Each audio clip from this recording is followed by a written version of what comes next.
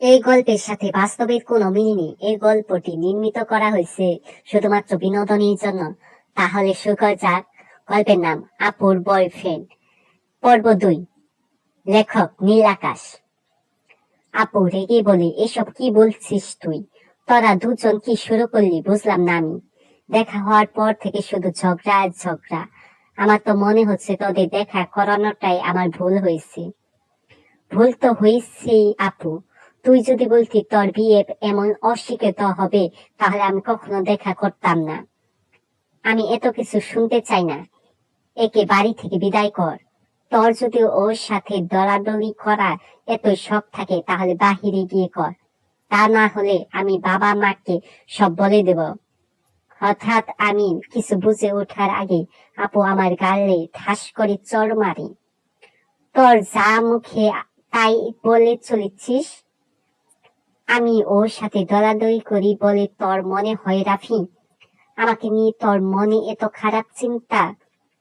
আরে নিঃস্বার্থ তো এসেছিল তোকে সরি বলে সব মিটিয়ে ফেলবো বলে, আর তুই আবার উল্টো ওর সাথে ঝগড়া জুড়ে দিলি।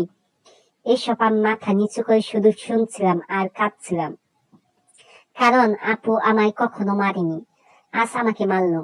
আমি কান্না ভরা মুখে নিঃস্বাদের কাছে হাত জোর করে বলে আমাকে মাফ করে দিবে। আমি জানি না আমি কেন এমন করেছি। আমি আপনাকে কথা দিচ্ছি, আমি আর আপনার সাথে এমন বিহেভিয়ার করব না। পারলে মাফ করে দিন। বলে কান্না করতে করতে স্টুডেন্টসের ছুটিদের ঘরে দরজা লাগিয়ে বসে থাকি। সারা রাত কান্না করি। সকালে মার ডাকে ঘুম ভাঙি। চোখে হাত দিতে দিতে বলি, আপু কই মা? তুই তো ঘুমিয়েছিলি তাই ডাকেনি মনে হয়। তোর আপু ভার্সিটি চলে গেছে, এই তো কিছুক্ষণ হলো, আর তোর জন্য এই চিঠিটা রেখে গেছে। আমি আসি রে বাবা, খাবারগুলো খেয়ে কলেজে যা। তোর বাবা তোর বোনকে এগিয়ে দিয়ে অফিসে যাবে। এসব বলে মা চলে গেল হসপিটালে। আমি ঘরে ঢুকে চিঠিতে খুঁড়ে পড়তে থাকি। তোকে মারার জন্য সরি রে ভাই। আসলে আমার মাথাটা তখন ঠিক ছিল না। আমায় পারলে মাফ করে দিস। আর এটা ভেবে কষ্ট পাবি না যে আমি রাগ করে চলে এসেছি। আমার আসার ডেট আগেই ফিক্স ছিল। তুই কষ্ট পাবি তাই জানাইনি। আর তোর নিশাদ ভাইয়ার হয়ে আমি মাপ চাচ্ছি তোর কাছে। আসলে নিশাদ কখনো এতটা ভায়োলেন্ট হয় না। তবে জানি না কাল কেন এমন হলো। আচ্ছা, তোর জন্য তোর ফেভারিট রসমালাই আমি ফ্রিজে বানিয়ে রেখে এসেছি, খাবি কিন্তু? বাই। চিঠিটা পরেই মুডটাই ভালো হয়ে গেল। দৌড়ে চলে গেলাম রসমালাই খাওয়ার জন্য। আসলে রসমালাই আমার সবচেয়ে ফেভারিট। 4 মাস পর আমি এইচএসসি শেষ করে কলেজ অ্যাপ্লাই দিয়েছিলাম। আপু বাড়িতে এসেছে, কেননা আপু চায় আমি যেন ওর ভার্সিটিতে চান্স পাই। আমার রেজাল্ট খুবই ভালো ছিল, তাই পাই সব ভালো ভালো ভার্সিটিতে চান্স পাই। আমি খুব খুশি ছিলাম আপুর ভার্সিটিতে পড়বো বলে। অবশেষে আপু আমাকে সালাম দিয়ে ব্যাগ ট্যাগ গুছিয়ে গাড়িতে উঠে পড়লাম। আপু তার 2 বছর আসছে ভার্সিটি শেষ হতে, তাই আপু আমার জন্য ভার্সিটিতে অপেক্ষা করছে।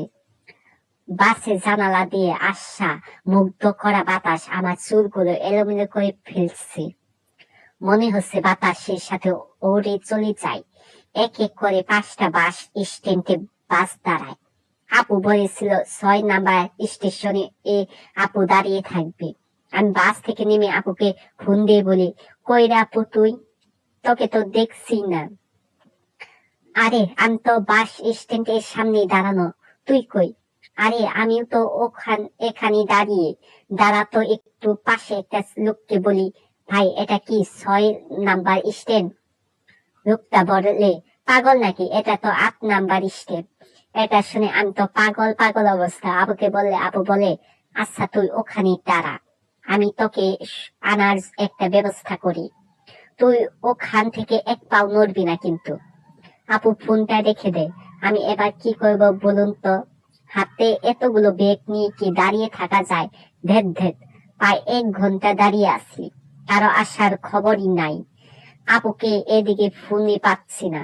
এমন সময় পেছন থেকে আমার কাঁধে ধরে কেউ বলে, আমার সাথে চল। আমি ভয়ে পেছন ফিরতে অবাক হয়ে বলি, আপনি কেন এসেছেন? আমার বোন কই? আর আমি আপনার সাথে কেন যাব শুনি? নিশ্চয় আবার ঝগড়া করার জন্য এসেছেন। ওই দিন মাপ চেয়েছি, আই যাইনি বুঝি? এখন কি পায়ে ধরে মাপ চাইব আপনার? নিশাত জেগে আমার গালে থাপ্পড় দিয়ে বলে, এটা তোর বাড়ি না বুঝলি, তাই গলা নামিয়ে কথা বল। আর তোর মতো মেন্টালকে নেওয়ার জন্য তোর বোন আমাকে পাঠিয়েছে। তোর বোন না বললে তোকে কে নিতে আসতো? আর পুরো রাস্তায় একটা কথা বলে রাস্তায় ফেলে রেখে চলে যাব বলে হিরোর মতো চলেই যেতে থাকে। আমি এদিকে মাথা নিচু করে দাঁড়িয়ে আছি। কিভাবে নিজেকে? আমাকে কত জোরে মারলো, এটা হাত না পাথর কি জানি, গালটা এখনো বিষ করছি। হঠাৎ নিশাত কিছুটা এগিয়ে বলে, তুই কি আসবি না তোকে রেখে চলে যাব? আমি ভয়ে তাড়াহুড়ো করে ব্যাগগুলো হাতে নিয়ে নিশাতের পেছন পেছন হাঁটতে থাকি। এদিকে আমার হাত ব্যথায় চিনচিন করছে, মনে হচ্ছে হাতগুলো এবার ছিঁড়ে পড়ে যাবে। এদিকে উনি দিব্যি হেঁটে যাচ্ছেন, একবার পিছনে ফিরলেন না। আমি আসছি না মরছি তাতে কোনো খেয়ালই নেই। আজ এই পর্যন্ত, পরের পর্ব নিয়ে আবার আসবো।